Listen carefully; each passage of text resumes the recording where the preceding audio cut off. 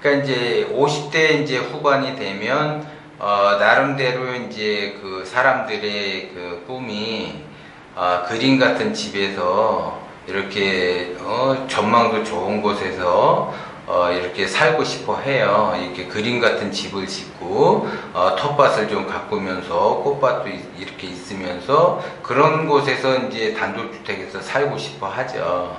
그래서 이제 나름대로 이제 그 열심히 이제 노후를 준비하면서 이제 그 준비를 해요. 그래서 이제 준비를 해서 이제 나름대로 이제 전원주택에 입성하시는 분들이 많은데 거기에 이제 19은 다 실패를 하고 다시 되돌아오는 경우가 많아요. 그거는 특히 이제 단독주택 같은 경우는 이제 그 명당 자리를 잘 보셔야지 돼요.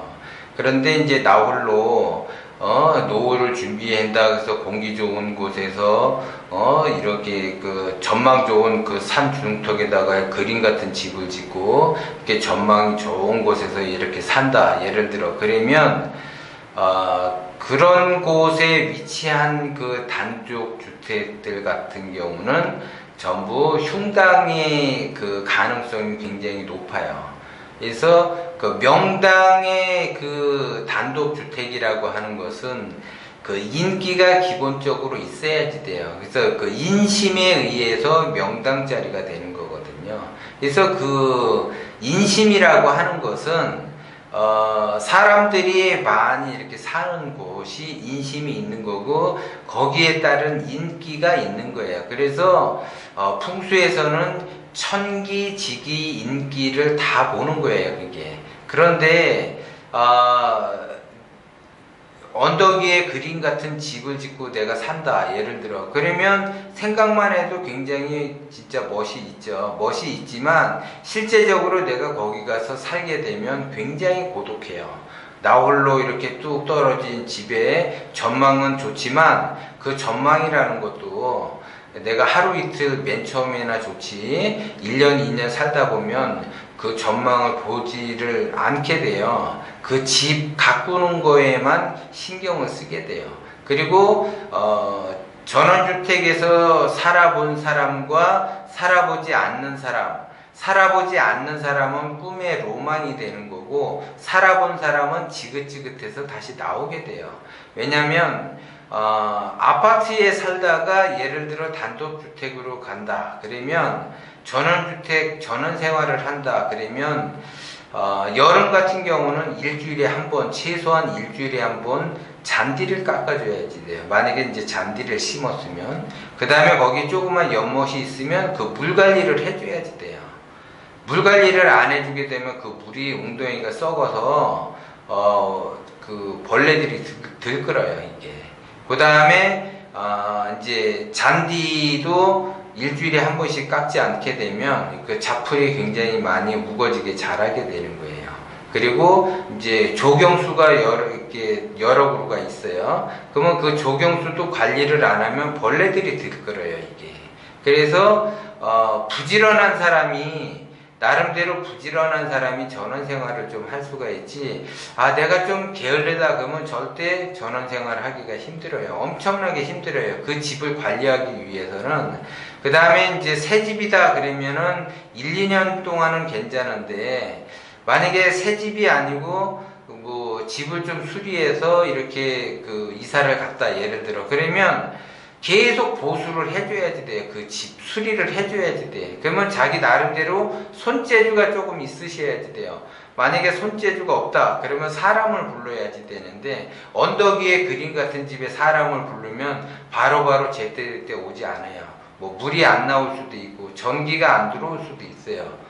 그렇기 때문에 사람이 살다 보면 여러 가지 그의 문제점들이 있어요. 그러면 이것들을 내가 혼자서 감당을 할 수가 없게 되면 이제 이것이 짐이 돼버려요, 이게. 그러면 내가 준 가격에 20%, 30% 싸게라도 매도를 하고 나오는 경우가 있는데, 20, 30%라도 내가 싸게 매도를 하려고 해도 사는 사람이 없게 되면 특히 단독주택 같은 경우 언덕 위에 그린 같은 집은 매매가 그렇게 쉽지가 않아요. 아파트 같은 경우는 다 이렇게 나름대로 표준 가격이 있기 때문에 동호수에 따라 조금 다 차이가 있겠지만 조금만 가격이 이렇게 떨어진다고 해서 내가 팔고자 하면 조금만 싸게 하면 금방 팔리지만 단독주택이나 토지 같은 경우는 임자를 만나야지 매매가 돼요.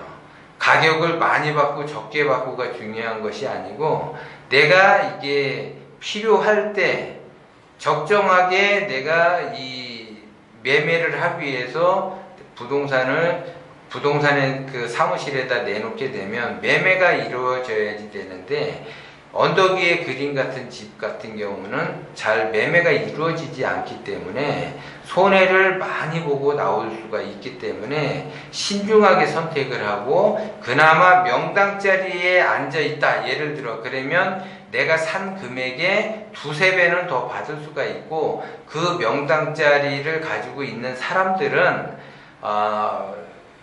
매매도 쉬워요. 이게 자기가 꿈의 로망 언덕 위에 그림 같은 집, 자기가 상상 속의 그림 같은 집이 있다면 그렇게 꾸며놓으면 명당에다가 그렇게 꾸며놓게 되면 그거는 금방 팔리지만 내가 이게 명당인지 뭔지도 모르고 그냥 단독주택 하나 져가지고 그냥 내가 나름대로 관리를 했다. 그런데 이게 짐이 됐다. 그러면 이게 집이 허술해져요. 그러면 매매하기가 더 어렵다라는 거죠. 그래서 명당은 명당의 가치가 있기 때문에 이왕이면 명당 자리에 앉아서 명당의 터에다가 집을 짓는 것이 이거는 물론 이제 임자를 만나기 나름이지만 제대로 임자를 만나게 되면 내가 산 금액의 5배도 받을 수가 있는 거예요. 명당짜리라고 하는 거는. 그런데 이 명당짜리는 아무에게나 주어지는 것이 아니고 덕을 좀 쌓아야지만이 그 명당짜리가 보이는 거죠. 그게. 그리고 그거를 알아볼 수가 있어요. 누구에게나 다 이렇게 뭐 산에 올라가면 선을 싼 사람들이 산삼을 캘 수 있듯이 내가 선을 쌓지 않으면 명당은 나한테 주어지지 않는 거죠. 그게. 그래서 이왕이면은 그림 같은 집을 짓고 전원생활을 한다면 명당 자리에서 하는 것이 내 인생에서 발복이 되는 거고 언제든지 내가 원하는 것을 이룰 수가 있다라는 거죠.